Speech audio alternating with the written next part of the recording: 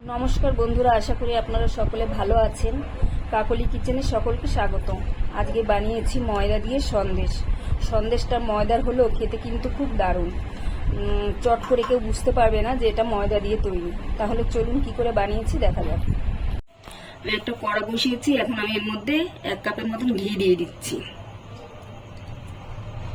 আর দিচ্ছি 1/2 কাপের মতন সাদা তেল। আপনারা চাইলেন 1.5 কাপ ঘি দিতে পারেন, কিন্তু আমি তেল দিলাম। এটা একটু গরম হতে দেবো। প্রথমে আমি 1 কাপ ময়দা দিচ্ছি, তারপর আরো ভর্তি করে আর 1 কাপ দিলাম, মোট 2 কাপ। এখন আমি ময়দাটাকে ভালো করে ঘির সঙ্গে মিশিয়ে দিচ্ছি। ময়দাটাকে এখন লো ফ্লেমে এটাকে 10 মিনিটের মতন আমি ভেজে নেব। গ্যাসটা হাই করা যাবে না, লো ফ্লেমেই ভাজতে হবে। আমি 10 মিনিট লো ফ্লেমে এরকম জাল করেছি। এখন এটা কত পাতলা হয়ে গেছে ময়দাটা, তার মানে এটা আমার ভাজা হয়ে গেছে, ঘিটা ছেড়ে দিয়েছে। এখন বুঝতে হবে না ভাজা হয়ে গেছে। তাও আমি চেক করার জন্য এর ভিতরে একটু জলের ছিটা দিচ্ছি। এরকম এরকম আওয়াজ হলে মনে হবে, দেখুন এটা বোঝা যাচ্ছে যে হয়ে গেছে, আমার এটা ভাজা হয়ে গেছে।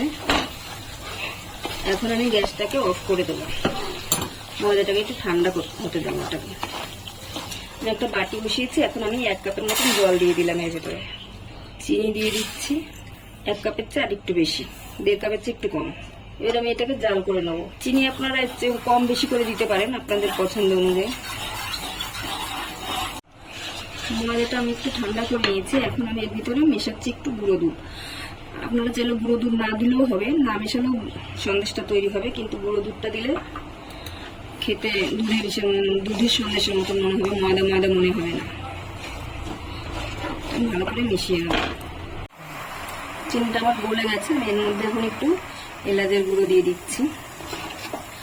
আর এটাকে খুব বেশি জাল করে কোনো টাট হবে না, হালকা একটু চিপচিপে অবস্থা করে নেবো, শুধু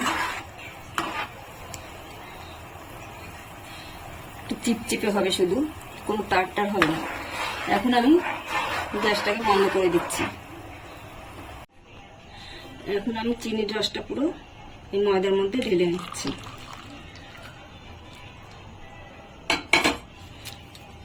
এখন ভালো করে মিশিয়ে নেব।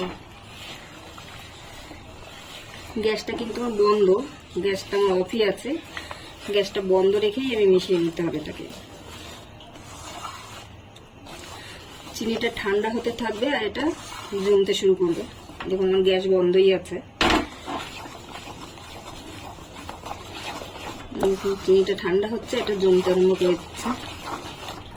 আপনারা চাইলে এটা পাখার নিচে নিয়েও ঠান্ডা করতে পারেন, পাখার নিচে নিয়ে গেলে তাড়াতাড়ি হবে, এমনিতেও হয়ে যাবে। হয়ে এসছে না এখন, আর অল্প বাকি আছে। ময়দাটা দেখুন এখন কড়াই থেকে ছেড়ে যাচ্ছে, তার মানে এখন জমাট বাঁধার জন্য রেডি হয়ে গেছে। এখন আমি ঢেলে নেব। আমি একটা কেক টিন নিয়েছি, এখন একটু ড্রাই ফ্রুট দিয়ে দিচ্ছি নিচ দিয়ে। এখন আমি ময়দাটাকে ঢেলে দিচ্ছি। আমি একটা বাটার পেপার একটু তেল মেখে নিয়েছি, আমি সেট করে নিয়েছি। এখন আমি উপর দিয়ে একটু ড্রাই ফ্রুট দিয়ে দিচ্ছি। এটা দিয়ে আমি এখন ঠান্ডা করতে দেব, তারপরে আমি বলছি কতক্ষণ লাগলো আমার সেট হতে। আমি 2 ঘন্টা রেস্টে রেখেছিলাম, এখন এটা আমার সেট হয়ে গেছে। এখন আমি এটাকে তুলে নেব।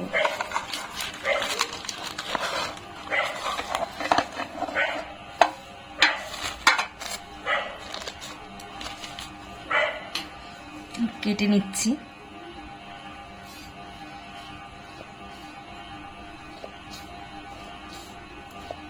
আমি সবগুলো পিস পিস করে কেটে নিয়েছি। আমি এখন একটা ভেঙে দেখাচ্ছি কেমন হয়েছে।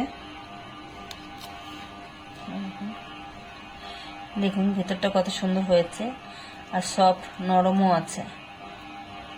রেসিপিটা আমার তৈরি হয়ে গেছে। ভিডিওটি যদি ভালো লাগে তাহলে একটা লাইক করবেন, সাবস্ক্রাইব করবেন এবং কমেন্ট করবেন।